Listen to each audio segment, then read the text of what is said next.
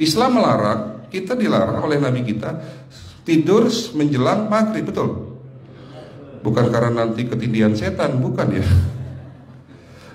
Secara medis diketahui bahwa orang yang kebiasaan tidur antara asar sampai maghrib itu akan menurunnya daya tahan tubuh. Jadi gampang sakit infeksi Pak kalau Bapak tidur menjelang maghrib. Kalau sekali lagi setelah sholat subuh gampang pikun, aliran darah ke otak itu tersumbat, ya, jadi stroke penyakitnya. Tapi kalau tidur setelah asar sebelum maghrib, itu daya tahan tubuh kita akan menurun. Materi terakhir ini 6 langkah praktis, ya, Bapak bisa lakukan di rumah mulai hari ini. Langkah pertama, mulai hari ini jangan makan malam, Pak.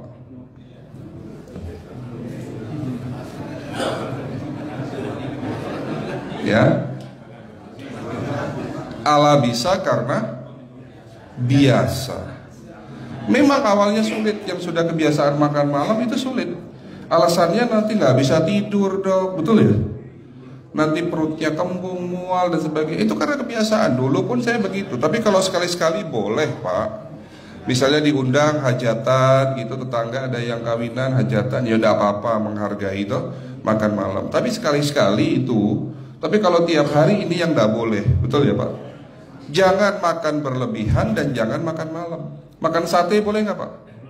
Boleh, siapa bilang nggak boleh? Sate itu, Bapak tahu daging kambing. Daging kambing, daging domba adalah makanan sehat, tidak berkolesterol. Yang kolesterol itu lemaknya Pak. Tapi kalau Bapak makan daging murni, dagingnya tok, ya sehat Pak. Yang nggak boleh itu santannya. Jadi makan gulai itu jangan, kalau gulai sate aja udah, ya, ataupun dibuat apalah, dibuat empal, ya. Oke, itu yang pertama. Yang kedua, tolong catat, jangan tidur larut malam Pak. Batasan tidur jam berapa Pak? Jam 11 paling telat. Jadi jam 10 harus sudah tidur. Kenapa? Apa penjelasan medisnya? Orang yang tidur di atas jam 11 akan terganggu fungsi livernya Pak. Dimana liver kita ini fungsinya banyak, ya, ada 500 fungsi liver loh Pak. Fungsi jantung ada berapa Pak? Fungsi jantung 1. Fungsi jantung tugasnya untuk mompa darah. Fungsi ginjal ada berapa? 2. Absorpsi dan filtrasi.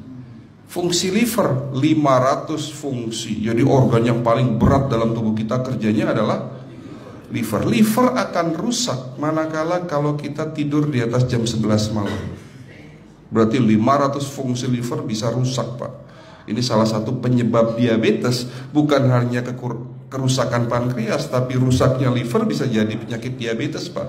Jadi kalau sakit diabetes itu yang terganggu itu sebetulnya bukan hanya pankreasnya, livernya pun rusak, ususnya pun rusak. Makanya dalam pengobatan diabetes di klinik kami itu bukan hanya ngobatin pankreas, tapi 3 organ penting ini saya obati: usus, liver, dan pankreas. Kebanyakan kenapa kalau dalam pengobatan tradisional mereka taunya diabetes itu hanya pankreas, ya kan?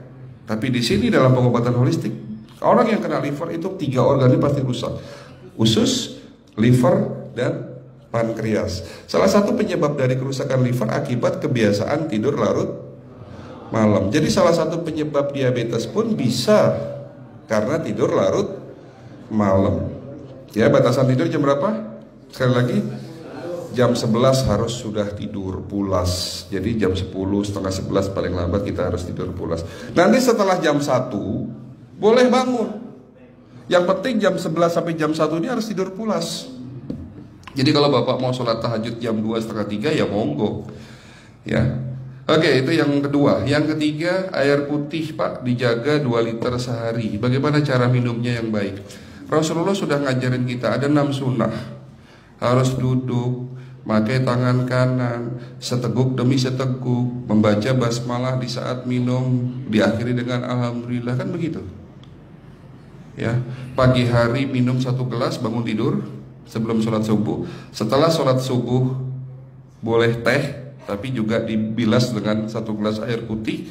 Sebelum mandi nanti Pak, minum air hangat. Kalau Bapak mandinya pakai air dingin boleh, tapi sebelum mandi minum air hangat, biar tubuh kita ini jangan terlalu dingin di saat kita kena air dingin. Sampai maghrib pastikan 2 liter sudah masuk dalam tubuh kita. Malam mau tidur, tolong perhatikan Ibu ya, malam mau tidur jangan banyak-banyak minum. Nggak boleh minum malam itu segelas sampai 2 gelas mau tidur. Cukup seteguk 2 teguk saja. Karena kalau sampai kita minum mau tidur 1 gelas besar, ginjalnya malah rusak Pak. Ya. Oke, itu yang ketiga. Yang keempat, puasa. Lakukan puasa secara rutin, insya Allah kita sehat. Nah, untuk penjelasan atau materi puasa nanti bisa hubungin staf saya. Nanti di bulan Ramadan tahun ini, kalau memang masih ada slot 1 sampai hari ke-20, saya bisa mengisi manasik kesehatan yang berkaitan dengan manfaat puasa untuk kesehatan. Insya Allah kalau memang masih ada slot waktunya, karena kita di bulan Ramadan hanya 20 hari kita ngisi manasik. Ya, oke, itu yang keempat. Langkah keempat. Langkah 1, 2, 3, 4. Langkah kelima.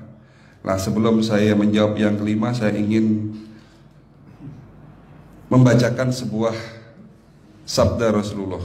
Rasulullah bersabda, di dalam tubuhmu ada segumpal daging. Jika segumpal daging itu sakit, akan sakitlah seluruh tubuhmu. Dan jika segumpal daging itu rusak, akan rusaklah seluruh tubuhmu. Apa itu segumpal daging? Segumpal daging itu adalah hati. Tapi ternyata yang dimaksud Rasulullah itu bukan liver Pak. Yang dimaksud Rasulullah adalah hati kita, roh kita, jiwa kita, perasaan kita. Kalau hati kita rusak, kita banyak penyakit hati, iri, dengki, sombong, takabur dan sebagainya. Penyakit fisik akan muncul dalam tubuh kita. Ya, tidak ada orang stres itu sehat, betul enggak Pak? Tidak ada orang yang suka marah-marah itu sehat, betul enggak? Bahkan Rasulullah menganjur senyum adalah ibadah. Senangkan orang lain, permudah urusan orang lain, insya Allah kita sehat. Ya, jadi itu langkah ke-5. Langkah 1 sampai langkah ke-5 sifatnya individual. Bapak bisa lakukan sendiri di rumah. Tapi langkah ke-6 ini butuh bantuan pihak dokter atau rumah sakit. Kira-kira langkah ke-6 apa Pak? Lakukan pemeriksaan sebelum sakit. Jadi periksa itu jangan nunggu sakit baru periksa. Jangan seperti kayak Bu Ustazah tadi, diajak periksa, jawabannya takut ketahuan penyakitnya. Setelah stroke baru datang ke klinik untuk minta diperiksa. Kalau sudah stroke susah nggak nyembuhinnya Pak? Kata kayak beliau nih, sudah 2 tahun tidak sembuh-sembuh karena sudah terlanjur stroke. Tapi kalau beliau melakukan general check up, mohon maaf ya Pak, kalau beliau melakukan general check up rutin, insya Allah tidak akan kena stroke. Karena sebelum stroke sudah diobati dulu. Karena stroke ini bisa kita lihat dalam scanning dengan alat yang saya punya, insya Allah kelihatan ini. Oh ini sudah mulai ada tanda-tanda mau penyumbatan, buru-buru diobati. Memang takut Pak, tapi pesan saya jangan takut. Ya, lakukan pemeriksaan supaya kita tahu, supaya kita kenal. Gitu ya Pak. Jadi kira-kira di jemaah ini ada enggak yang mau saya ajak periksa kita semua? Pesan terakhir dari saya, lakukan pemeriksaan sebelum terlambat. Ini pesan saya dan pesan seluruh dokter di dunia sebetulnya. Lakukan pemeriksaan sebelum terlambat. Ya, karena dengan kita melakukan pemeriksaan kita akan kenal tubuh kita. Kalau sudah kenal kita akan sayang sama tubuh kita. Betul Pak? Ada pepatah mengatakan tidak kenal tidak sayang. Cukup sekian dari saya. Mohon maaf kalau penyampaian kami kurang baik. Akhirul kalam, wabillahi taufiq wal hidayah. Wassalamualaikum warahmatullahi wabarakatuh.